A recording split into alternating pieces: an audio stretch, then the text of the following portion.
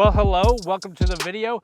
I'm Adam from Texas Garage, and today we're looking at the 2021 Mazda 3 Turbo. This is all new for 2021, super excited, let's get into it.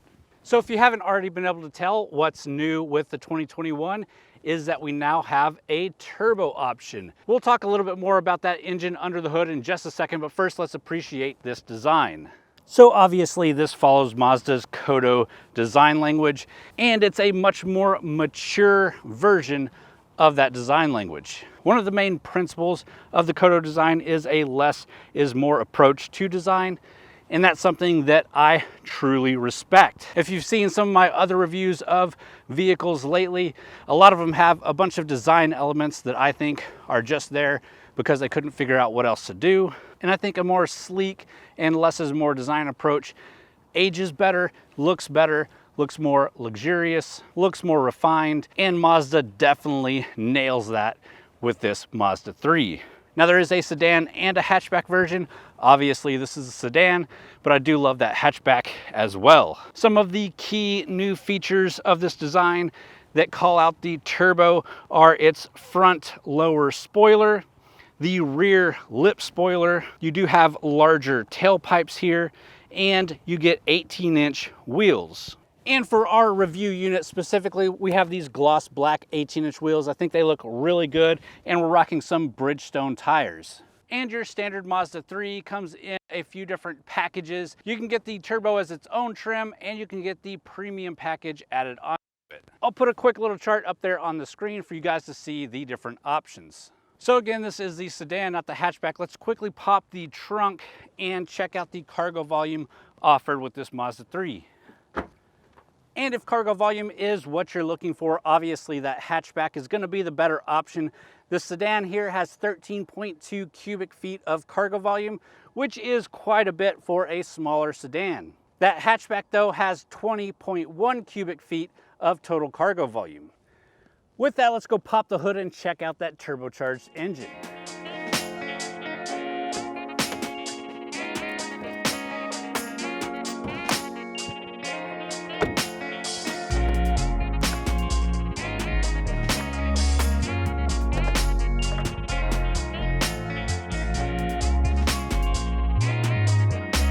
All right, and this is the whole party piece of this entire vehicle. This is the SkyActiv-G 2.5 liter turbocharged engine stuffed into a Mazda 3. Now Mazda did say they got a ton of requests from enthusiasts, from owners, and from journalists to get a turbocharged engine back into the Mazda 3. They had to find a way not just to make it fit in the engine bay, but to make it fit in the budget, and they finally did that with this new SkyActiv-G engine, and this is the engine developed for the CX-9. So it pushes 250 horsepower, 320 foot-pounds of torque, and that's if you have 93 octane premium gas.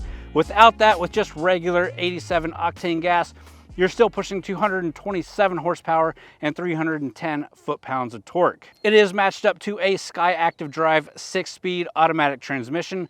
Unfortunately, there is no manual option with the turbo, but you do get that 6-speed auto, and we'll talk more about the driving characteristic of that when we get in and drive, which we'll do shortly. Also standard on all the turbos is the iActive all-wheel drive. Also standard is the G Vectoring Control Plus. Redline on this sucker is 6,300 RPM. Top speed is 130 miles per hour. And Mazda is able to get all of that power and torque out of this turbocharged engine, not just because of some smart electronics and a turbocharger, but they also upped the compression ratio on this to 10.5 to 1 compression, which is a pretty big deal.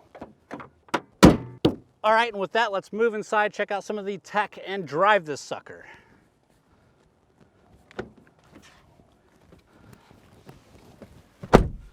All right, so let's really quickly touch on some interior bits.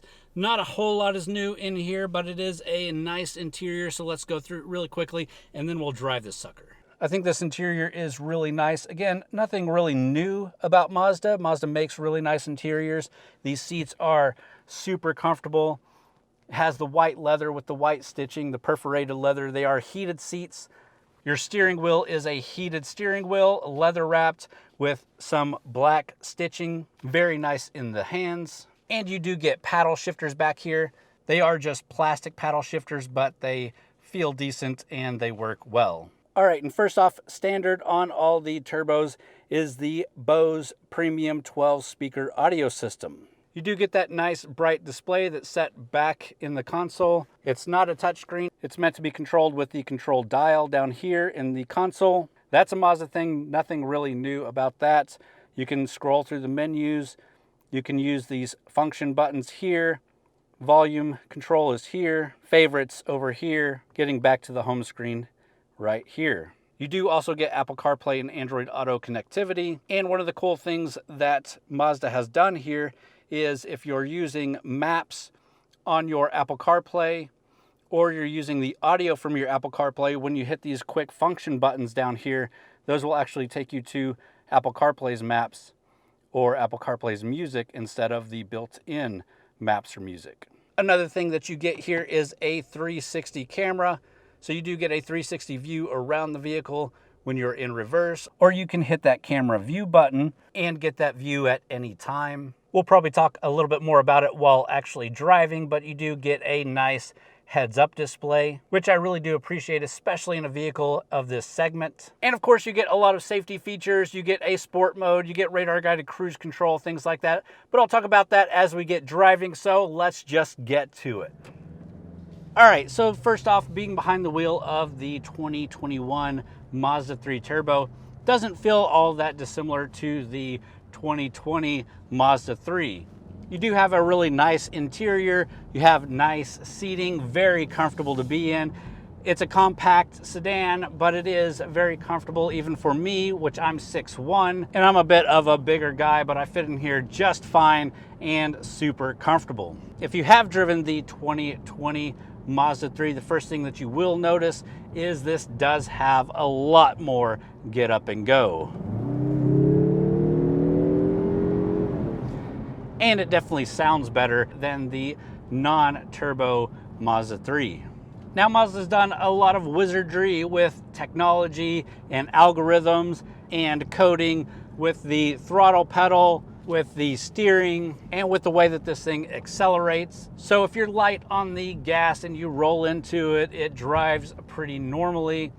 But if you really push on the gas, it definitely wakes up super fast and knows that you're looking for power, and it will deliver that power.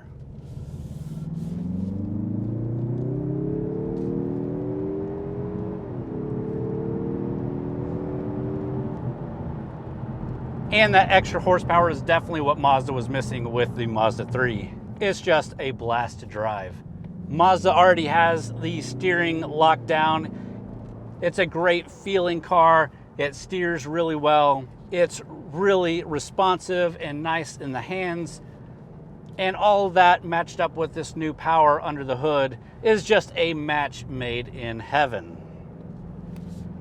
This definitely screams for more fun roads than what we have at our disposal right now. But I do have a bit of a trick up my sleeve. Let's cut to some fun footage now.